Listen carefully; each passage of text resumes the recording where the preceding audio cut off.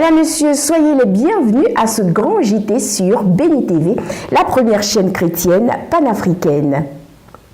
Soyez parfaits comme votre Père Céleste est parfait. C'est la thématique autour de laquelle s'est tenue la cérémonie de remise de diplôme aux 54 impétrants, dont 18 hommes de Dieu, suite à une formation qui s'est tenue à l'Institut biblique théologique Néhémie. Une cérémonie qui s'est déroulée à l'église évangélique La Bénédiction d'Adjamé. Anicette Conan, Honorine Adom pour les détails.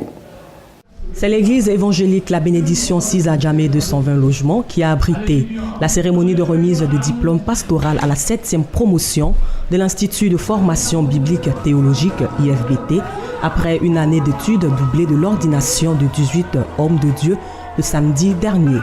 La dite promotion dénommée Perfection est composée de 36 étudiants. La Bible dit que lorsque Christ jeûne 40 jours, après son jeûne, il est revêtu de puissance, il retourne en Galilée, et là, il commence d'abord à enseigner. Il ne commence pas à faire des miracles d'abord, non, parce qu'on ne peut suivre Dieu sans connaître qui il est, comment il fonctionne, qu'est-ce qu'il veut de toi, qu'est-ce que aussi tu attends de lui.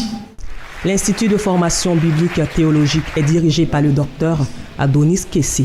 Celui-ci, dans son intervention se basant sur le livre de Matthieu 5, verset 48, a mis l'accent sur la recherche de la perfection en tant que chrétien. Ce thème, c'est le nom de la promotion. La promotion perfection. Ce nom n'a pas été donné par le fruit de l'imagination d'un individu, mais c'est un nom qui a été inspiré par le Saint-Esprit. Ce mot perfection dont nous sommes en train de parler ce soir est un mot qui suscite en fait beaucoup de polémiques dans le monde, plus précisément dans le monde chrétien, parce que chacun a sa manière de comprendre la perfection et chacun a sa manière de parler ou d'enseigner la perfection. Et Dieu pour entrer dans son royaume, pas apprendre le péché, sans parfait. Toi tu dis que non, toi tu peux aller dans son royaume là-bas, c'est là-bas laquelle toi tu seras réellement parfait. Qui nous a enseigné ce genre de message? Qui a enseigné ce genre de message?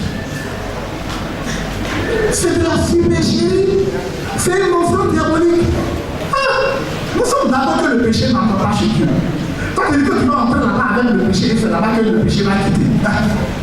Maintenant on est perdu. C'est-à-dire que tu n'y entreras jamais. C'est la raison pour laquelle il est très important pour nous de comprendre la parole de Dieu à fond. S'en est suivi la cérémonie de remise de diplôme aux nouveaux ambassadeurs du Christ qui ont rendu grâce à Dieu. Je veux juste d'abord dire merci au Seigneur. Le Seigneur m'avait révélé que cette année, c'est une année de gloire pour moi. Je n'avais jamais pensé que le Seigneur m'aurait conduit à cet institut. Mais fort heureusement pour moi, Dieu m'a fait la grâce de participer à cet institut. Et depuis que j'y ai mis les pieds, ce qui m'a surtout intéressé, c'est la qualité des enseignements. Surtout la qualité.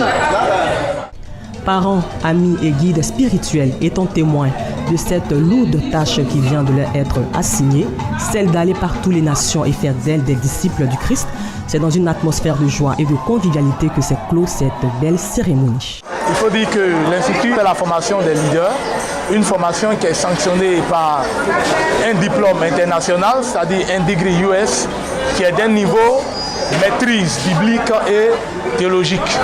Voilà. Il faut dire que dans cette institution, nous faisons la formation des leaders capables à leur tour de former d'autres personnes, d'autres leaders, afin de pouvoir pérenniser la vérité de la parole de Dieu, mais la compréhension de la véritable parole de Dieu dans la vie du peuple de Dieu. Toujours en religion, mais cette fois avec le séminaire des femmes en Christ, initié par l'église évangélique Christ Espoir pour l'humanité. Ce séminaire s'est tenu autour du thème « La femme qui gagne ». Les femmes étaient à l'honneur ce vendredi 7 septembre 2018 au siège de l'église évangélique Espoir pour l'humanité, sise à Angré dans la commune de Cocody. Jeunes filles, jeunes femmes et mamans, elles étaient toutes présentes à ce grand rendez-vous intitulé Séminaire des femmes en Christ, 2e édition.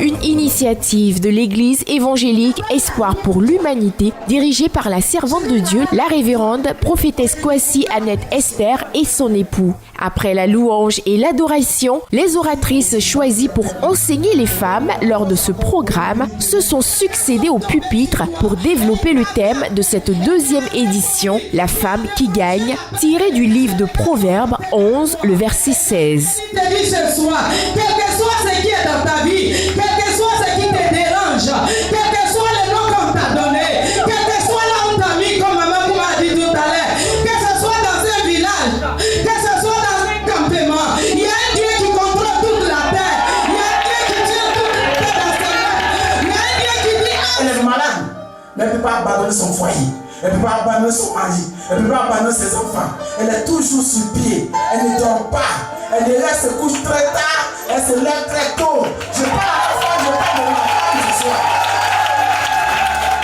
Un séminaire pendant lequel les femmes ont été édifiées, exhortées, mais également restaurées en Christ. Ce jour est un grand jour pour nous, alléluia, parce que Dieu a voulu que nous faisions la deuxième édition des femmes en Christ. Vous savez que de nos jours, ce n'est pas facile de voir des femmes qui n'ont pas Jésus. Amen. Quand on a Jésus, on peut faire des exploits. Alléluia. Nos foyers ont besoin de Jésus. La femme qui est en détresse, la jeune fille qui est à la recherche d'un homme a besoin de Jésus. Nous devons privilégier Jésus en toutes choses. Parce que nous savons qu'en dehors de lui, il n'y a pas de vie. Quand on parle de vie, il est question de Jésus. Abidjan, la capitale économique ivoirienne, abritera pour la première fois du 15 au 17 février 2019 le premier festival de prière et d'adoration de l'association Andrew Palao. Il s'agira à travers ce grand rassemblement de pécher des âmes pour le Seigneur Jésus-Christ, comme nous l'explique ici l'évangéliste Andrew Palao. Bonjour, I am evangelist Andrew Palao. Bonjour, je suis l'évangéliste Andrew Palao. And I've been so happy to have been invited by many of the hundreds of churches and the federations for Love Côte d'Ivoire Festival, February this year. J'ai été heureux d'avoir été invité par des centaines d'églises en Côte d'Ivoire pour le festival qui aura lieu en février 2019 en Côte d'Ivoire. Put February 15, 16, 17 in your calendar. Mettez les dates du 15, 16 et 17 février dans votre agenda. We are going to come together. Nous allons être ensemble to lift high the name of Jesus and His Word. Pour élever le nom de Jésus et sa parole. And together we will declare the good news of Jesus Christ to all of Abidjan. Et ensemble nous allons déclarer la bonne nouvelle de Christ à travers Abidjan. God has rescued us. Dieu nous a secourus. And now He's given all of us that ministry of bringing people to Jesus. Et à nous tous, il nous donne le ministère d'envoyer les gens à Jésus. So on those days we'll gather. En ces jours, nous serons rassemblés. There's something for everyone. Il y aura quelque chose pour tout le monde. For the children, special activities. Pour les enfants, nous aurons des activités. For the young people, extreme sports. Pour les jeunes, nous aurons du sport extrême. Now that's a little different. Et c'est un peu différent. But it will help you to bring out the young people. Mais ça va aider à mobiliser les jeunes gens. And then we'll have a world-class worship gospel festival. Et nous aurons la louange de rang mondial avec des leaders. Emmanuel Boifo and many other local leaders in ministry. Emmanuel Boifo et d'autres chantres invités seront présents. And Don Moen will be coming for the first time to Côte d'Ivoire. Et pour la première fois, Don Moen vient ici en Côte d'Ivoire. To lead us in worship. Pour nous conduire dans la louange. So I hope you'll be ready and praying and bringing your friends. Je prie que vous soyez prêts et que vous soyez en train d'inviter vos amis. We love Côte d'Ivoire. Nous aimons la Côte d'Ivoire. The best is yet to come. Le meilleur est à venir. Depuis le lundi 10 septembre dernier, les élèves ont repris le chemin de l'école sur toute l'étendue du territoire national. En attendant l'effectivité des cours, les premiers moments sont consacrés aux inscriptions. Notre équipe de reportage vous donne plus de détails. Comme annoncé, les établissements scolaires partout en Côte d'Ivoire ont ouvert les portes ce lundi pour accueillir des millions d'élèves qui mettent ainsi fin à la période des grandes vacances scolaires. Des enfants qui ne cachent pas leur joie de retrouver les salles de classe, comme ici dans ce groupe scolaire Victor Cholcho de la Riviera Bonomé. Je suis content de reprendre les cours, même si je suis nouvelle au collège Victor Cholcho, mais je pense qu'avec Dieu, tout ira mieux. Donc, j'encourage mes autres amis qui sont encore à la maison, qui ne vont pas à l'école, de venir à l'école, car par l'école, nous avons la réussite et tout. Je suis content de venir au 6e parce que je vais pouvoir exprimer ma joie. Je dois bien travailler pour aller en 5e. Je suis heureuse dans ce premier jour de la rentrée, heureuse d'être venue à l'école, faire mon inscription. Non, les cours n'ont pas encore commencé. Les cours commencent le 19 pour nous, les élèves de 4e. Tout comme les élèves, les formateurs se disent prêts pour entamer les cours. Nous-mêmes les enseignants, nous sommes tous réunis. Nous attendons la part des parents. Mais il faut dire que spécifiquement à notre niveau ici, nous avons déjà tenu les réunions de rentrée et nous n'attendons que, je dirais, 2 à 3 jours pour commencer véritablement les cours. Parce que comme vous le savez, quand vous commencez les cours, avant que certains autres élèves arrivent, c'est un peu compliqué. À la direction des études de cet établissement, tout porte à croire que l'année scolaire va très bien se dérouler. Tous les élèves étaient présents. En tout cas, pour ceux qui se sont déjà inscrits, ils étaient tous présents. Et nous les avons entretenus.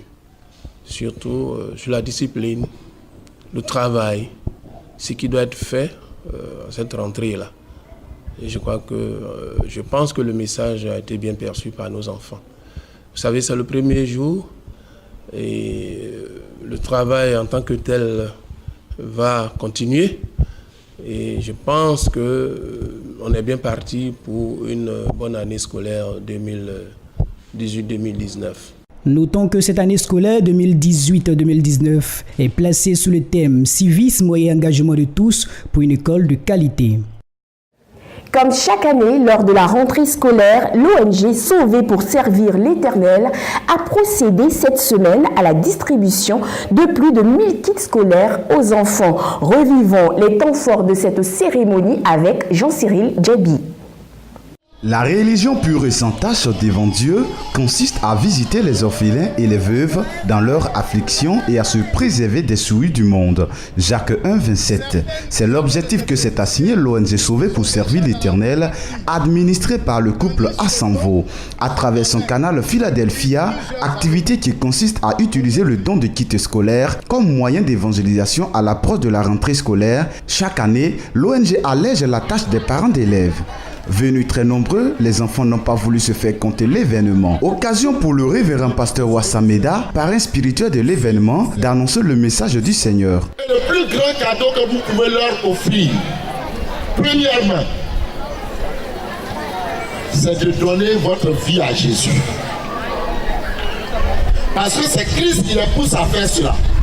Et le deuxième cadeau que vous pouvez leur offrir, c'est que vos résultats à l'école soient bons et que les concours et les examens que vous présentez, que ce soit au CEP, BPC, au baccalauréat, que ce soit le succès qui vous accompagne. Après la prière de bénédiction faite par le révérend Poudiogo Jacob, place à la distribution des kits scolaires destinés aux enfants issus de tous bords, de la classe du CP1 jusqu'en terminale. Je veux dire merci aux parents qui nous ont donné les kits scolaires, aux pasteurs aussi. Ça, ils ont bien fait pour les enfants du CP1 jusqu'en terminale. Merci. Je suis content d'avoir eu les cadeaux de l'ONG aujourd'hui. Cela va me permettre de travailler bien en classe et d'avoir mon BBC. Je suis vraiment content qu'ils m'aient offert un cadeau aujourd'hui. Les parents d'élèves, pour certains venus de l'intérieur du pays, ont dit leur joie de recevoir ces dons de la part de l'ONG Sauver pour servir l'Éternel. Je suis venue en ce jour spécialement de Daloa pour recevoir des kits scolaires qui sont gracieusement offerts par l'ONG Sauver pour servir. Et c'est vraiment une grâce pour nous. Les organisateurs ne comptent pas s'arrêter à Abidjan. Plusieurs villes de l'intérieur seront visitées pour bénéficier de ces dons. Cette aide n'est pas réservée qu'aux enfants d'Abidjan. Et au fur et à mesure que nous avons évolué dans le temps, nous en sommes arrivés au point où aujourd'hui, il y a Abidjan, certes, la banlieue d'Abidjan, Dabou, Benjerville, mais de nombreuses villes de l'intérieur, Tabou, Boaké, Boaflé, Béoumi, Abengrou, Mankono, etc. Rappelons qu'au total, plus de 1329 kits scolaires ont été distribués à 204 orphelins, 171 enfants de pasteurs et à plus de 954 enfants de familles en difficulté. Bonne nouvelle pour les élèves de l'école primaire publique de CP dans la région du Gontougo. Ils pourront désormais travailler en toute quiétude et pour cause, la toute première cantine scolaire de la localité vient d'ouvrir ses portes. Le village de CP, dans la sous-préfecture de Tonda, a connu une ambiance particulière des grands jours, à l'occasion de la double cérémonie d'inauguration de la nouvelle cantine scolaire et de la livraison de l'hydraulique villageoise améliorée. Ce château qui va notamment servir à approvisionner en qualité d'eau les populations. Ce fut l'occasion de récompenser les meilleurs élèves du village qui sont distingués durant l'année scolaire écoulée. Le tout sous les yeux du représentant de M. Tano Kwasi Thompson, parrain de l'événement empêché, qui a été supplié par M. Kosonou Atanoel, qui était accompagné de plusieurs autorités de l'éducation nationale, politique, administrative, coutumière et religieuse. Instant choisi par les personnalités pour saluer cette nouvelle cantine qui va faire du bien aux enfants du village de CP et des localités environnantes. Ça me fait 3e année de règne et je vois une telle foule s'est réunie dans mon village avec une très belle cantine. Que le Seigneur nous aide afin que CP aille en avant. Nous prenons l'engagement des élèves et des enseignants de prendre soin d'entretenir cet édifice-là pour qu'il puisse également servir pour longtemps pour toutes les générations qui vont fréquenter l'école à CP.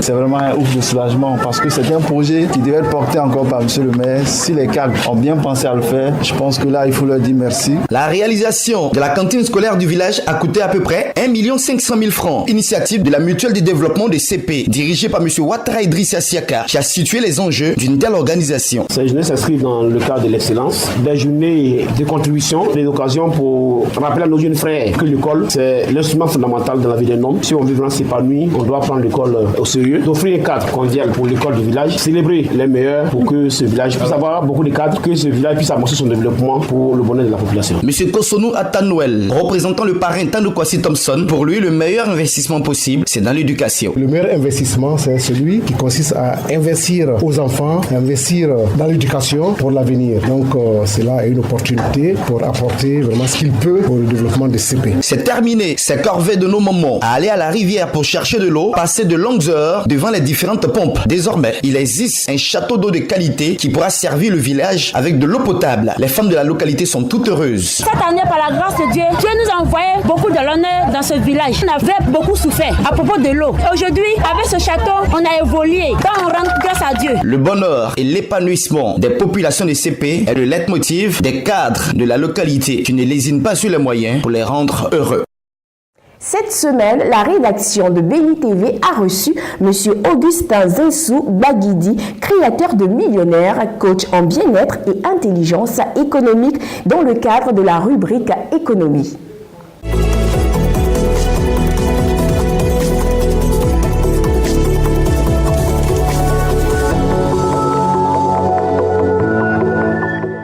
Monsieur Augustin Zinsou Baguidi, merci d'avoir accepté notre invitation. Pouvez-vous vous présenter à nos téléspectateurs? Je suis Augustin Zinsou Baguidi, je suis coach en bien-être et en intelligence financière. Je suis expert en marketing relationnel, créateur de millionnaires, auteur, motivateur. Avant toute chose, qu'est-ce que le marketing tout court?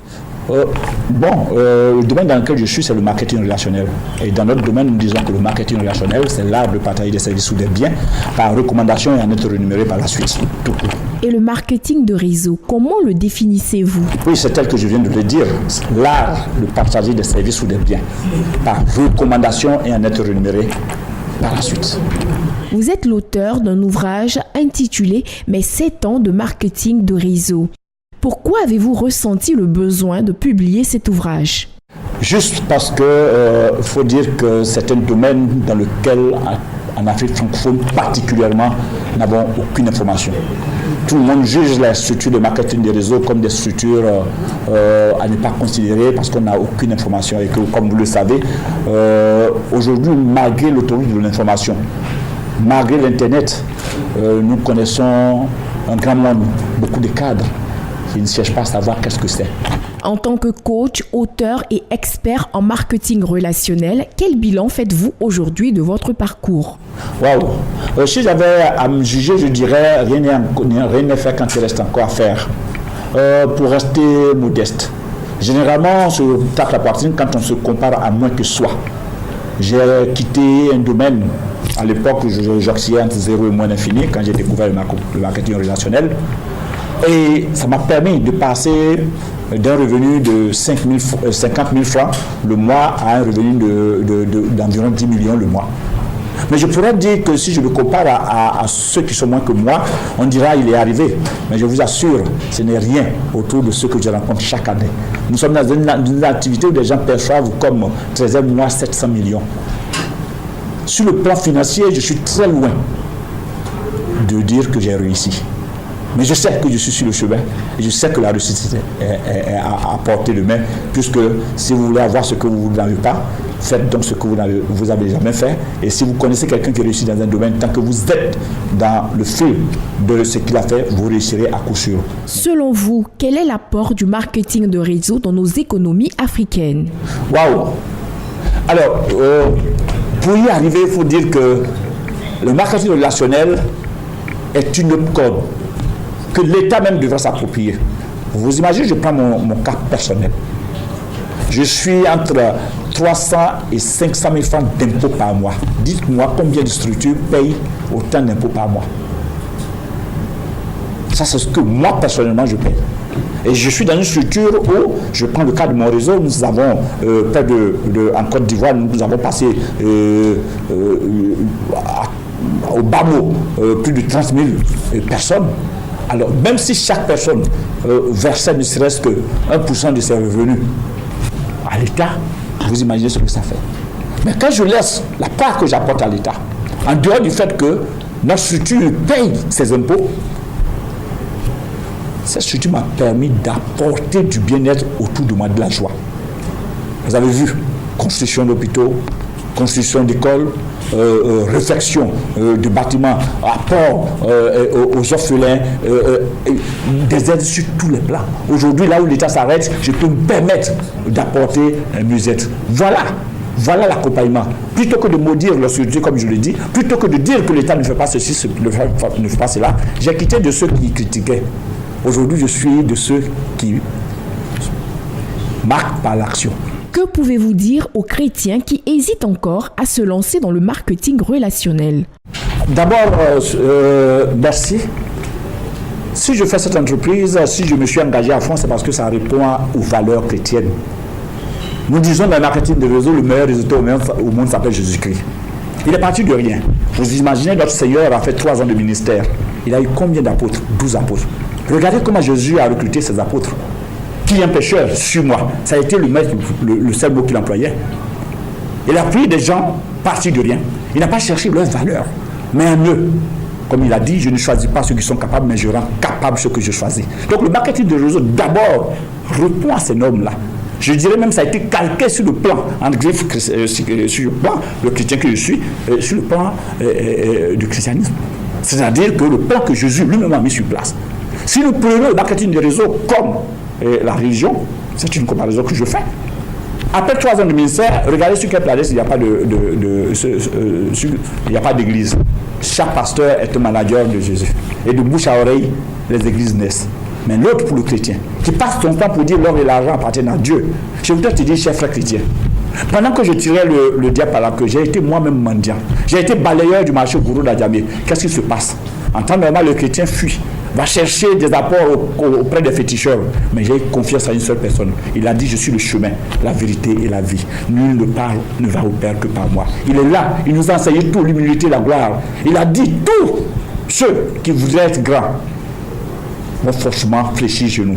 L'homme ne s'élève qu'en sachant se mettre à genoux. Il nous a montré tout ce qu'il faut. Et j'ai eu confiance en Dieu. Je me suis accroché. Je pouvais. Que le chrétien aussi peut être fortuné. J'ai un mal quand on montre un immeuble et on dit ça pour tel El Hadj. Il est très difficile qu'on nous montre un immeuble d'un chrétien. Pourquoi? Parce que le chrétien sait seulement résister cette phrase-là. L'or et l'argent appartiennent à Dieu, mais ce n'est pas se mettre en acte. Aller rester à l'église, prier, c'est faire preuve de paresse. Quand vous priez, prenez vos affaires, allez vous battre et montrez que chrétien que vous êtes, vous pouvez aussi apporter aux autres. Monsieur Augustin Zinsou Baguidi, merci.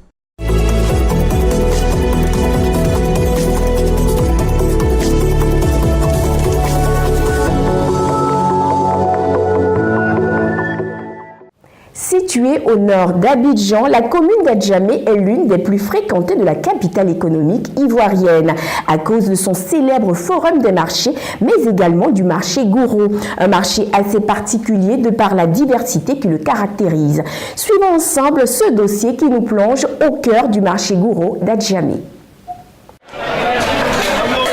Étalage, hangar, magasin ou encore vendeurs ambulants, voici ce que l'on retrouve dans le légendaire marché Gouro d'Adjamé, situé au nord d'Abidjan. Des commerçants de la Côte d'Ivoire, mais aussi des pays de la sous-région en sont les principaux acteurs. Chacun à son niveau contribue à faire de ce marché l'un des plus grands et des plus fréquentés de la capitale ivoirienne. Au marché Gouro d'Adjamé, l'on retrouve tout type de marchandises à portée de main, des produits vivriers, de la banane, de l'igname, mais aussi de la tomate. Ça va, on ne se plaint pas. Souvent la gare, en tout cas souvent on nous fatigue à la gare, mais on fait avec. Souvent la gare nous fatigue, quand ça prend les marchandises, les belles elles nous fatiguent, nous embrouillent, nous en mettent, mais on fait avec. C'est que quelqu'un a choisi, donc on peut ne pas changer, on fait avec. Ça marche, on ne se plaint pas. En tout cas, quand on vient, on gagne à manger, on mange, on cause, on rit, puis on va à la maison le soir. En tout cas, il y a quoi tout mais c'est qu'il ne faut. Quand on se réveille, le temps arrivé de chercher de l'argent. Autre acteur de ce marché Gouro, les vendeurs d'ustensiles de cuisine qui écoulent leurs produits à la criée. Nous, on a marché ici, ça fait 6 ans maintenant. Donc, on vend ça. En tout cas, ça marche. Bon, on fait ça à Nyama là-bas. Il y en a aussi, on fait à Djamé ici. Mais c'est le Nyama qui est au meilleur. C'est ça qui est de bonne qualité là. Voilà. Donc, en tout cas, souvent, ça va, ça marche. Mais pendant la fête là, ça marche plus que s'il n'y a pas fête. S'il y a fête, ça marche beaucoup. Aux abords du marché, plusieurs magasins d'articles divers, tissus, pagnes, vêtements, mais également des tresseuses, des tailleurs ambulants. Dans cet environnement, on retrouve les petites porteuses de bagages qui offrent leur service à la clientèle. Je me lève à 6 h. Je viens au marché, je viens prendre barrage. Je peux gagner 2500, 3000, 4000 par jour. Je demande à la tante de venir prendre barrage. Les gens qui disent oui, les gens qui disent non. Quand je suis là, je cherche noir. Il y a un tante qui me donne 1000 francs, il y a un tante qui me donne 2000, il y a un tante qui me donne 3000 même. Malgré le dévouement dont ils font preuve, les commerçants sont confrontés à plusieurs difficultés telles que le coût élevé des denrées alimentaires. Maintenant, les temps ont changé. Avant, quand tu te réveillais à 4 h, tu viens au marché, là, tu étais contente même. Tu étais satisfaite. Mais maintenant, là, quand tu te réveilles à 4 h, tu viens là. Soit tu as sommeil. On a su même que ça ne marche pas. Le marché est glacé. Les clients même là, ça vient rarement. Quand un client paye à 10 h, on a atteint quand 15 h encore, puis il y a un client qui rentre. Donc vraiment, le marché est devenu dur. On ne sait pas si c'est la cherté des marchandises ou bien si, bon, il n'y a pas l'argent, on ne sait pas. Donc vraiment, on demande à ce que bon, le marché soit un peu moins cher, quoi.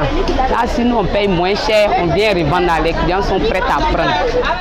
Tout cela, c'est au marché Gouro, créé de toutes pièces en 1982 par des femmes volontaires issues de la même ethnie, l'ethnie Gouro. Elles le gèrent à travers une structure dénommée la Nouvelle Coopérative de Commercialisation de Produits Vivriers, en abrégé Cocoprovi. C'est marché de gros. C'est parce que les initiatrices de ce marché-là sont d'origine Gouro. Donc on a voulu le dire marché Gouro, marché Gouro. Sinon c'est marché de gros. Ça c'est cette précision que je voudrais faire. Maintenant sur la plateforme, vous allez voir qu'il y a des camions qui viennent. En fait, tout vient de l'intérieur. Et tout est versé ici. Il y a les grossistes, il y a les semi-grossistes et puis il y a les détaillants. J'appelle grossistes ceux qui viennent avec le camion déverser leurs produits sur le marché.